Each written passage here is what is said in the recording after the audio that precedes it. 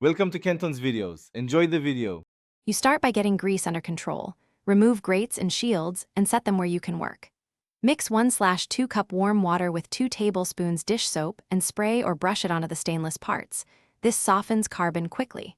Once soaked for 10-15 minutes, you scrub with a soft bristled brush following the grain to avoid scratching. Make sure to wear gloves. Protecting your hands helps you scrub longer and keeps cleaners from irritating skin. Now tackle tougher deposits. Make a paste of baking soda and water at roughly 3:1 and spread it on stubborn carbon or food stains. You'll let the paste sit a few minutes, then scrub with a nylon pad in the same direction as the steel grain so you remove buildup without scratching.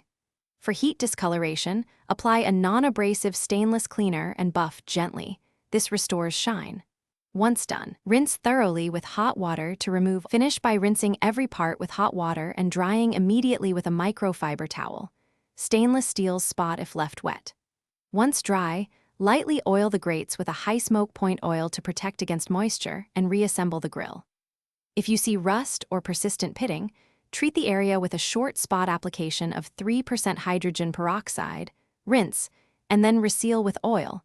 This neutralizes oxidation and helps prevent recurrence. Make sure to test heat briefly before cooking. Thanks for watching. Consider subscribing if we helped you.